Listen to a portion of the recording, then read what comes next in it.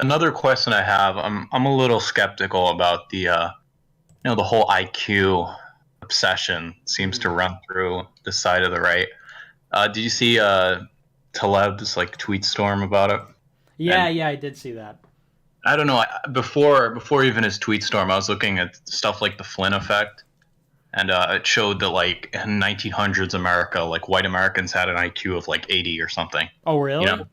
yeah, and there's some pretty crazy stuff. And I'm a big history guy, so I kind of found it hard to justify that all these great empires in history.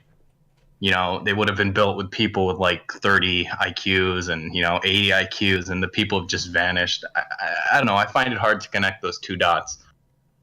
Yeah, I mean, here's the thing. I think Taleb makes a good point in that IQ isn't the end all be all and everything. But by the same token, obviously, IQ is tapping into something. Like, do you know what I mean? Like the worldview that IQ paints, or the disparities in IQ and the worldview that they paint, like resonate with us with our experiences, right? Like if we were to say that Africans have the lowest IQ and the next lowest is Hispanics and then whites and then Asians, I think a lot of people would say, well, that makes sense based on what we see. That's more or less reflective of reality. So I don't know if I'm committed to the idea of IQ. I don't really have technical knowledge of IQ or what it measures, or I'm not a statistician, right? But I think that it's kind of missing the point to say, well, IQ isn't really a measure of whatever. They had a lower IQ. It's like, well, obviously there is a disparity in something, whatever capacity that might be, that certain people clearly are not functional in the kinds of societies that we build, and certain people are, right? I mean, I don't think anybody would deny that. So that's where it kind of comes down to me. I don't know if I'm wedded to the idea of IQ, so to speak, but I will say that people like Charles Murray, Jason Richwine, Jared Taylor, like a lot of great intellectuals, Jordan Peterson even, are big believers in it. So I think Taleb, I don't know. I'm hesitant to say this, but obviously IQ has some pretty profound ramifications if you support it. So is this a case of obfuscation on the part of somebody who doesn't really want to engage with the idea because they're afraid of the consequences, or what? Right? I mean, do you kind of get where I'm going with that? Sure, sure. I kind of agree with you that it's probably not the whole picture. I think personally, I don't have any evidence to back this up, but I feel like it's more of a malleable, trait. I think you can see it go up and down with populations based on education, etc.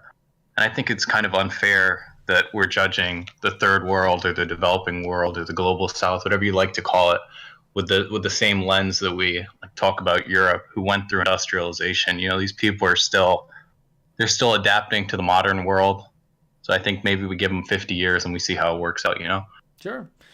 Well, I mean, to be fair, Maybe like, not maybe not certain people, but I think most people probably have the potential.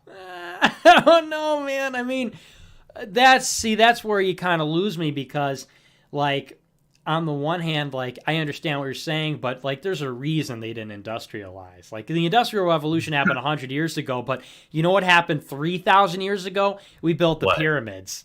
So it's like, Well, who built the pyramids, man? white man did. The white man did. Oh no! yeah, but you know what I mean. I mean, we started out. I mean, like, okay, forget the pyramids now because that's a historiographical argument. But like, look at the Greeks, and the Greeks had Plato Sure. and Socrates, and so it's only been a steady trajectory upward, or some might say it was an I don't know, involution man. over the years. But I think you But get what I'm saying. you would We have had a expect, level like, of advancement for a sure, long time ahead of them. So yeah, like Germanics and like Swedish people with the highest IQs, they've had like a crazy level of advancement. mhm. I don't know how well that works, man. If you look at like ancient Pakistan, they had one of the most advanced civilizations. Really, all the civilizations in the past that were advanced before Rome and Greece were in the Middle East. So I don't think that's really a good way to look at this. Yeah, I guess to me, the lens that I look at it through is really more of the immediacy of our existing political dynamic. Like, I think I'd be more inclined to be charitable to that kind of thinking because I think you're probably right. But the problem is that like there is an immediate demographic problem that Sure.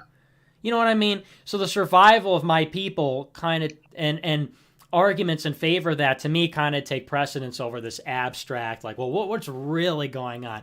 Like that's sort of a question to be pondered. Maybe once we secure everything and everything's locked down, because you're probably, I think there is a lot to what you're saying, getting at that Northern Europeans were primitive at one time when other civilizations were advanced and so on, and maybe there are other factors involved, but by the same token, it's like, well, clearly we're employing the IQ argument in the present day with the present populations, with present migration concerns in mind, and I don't think that can be discounted as the pragmatic reality of the situation, right?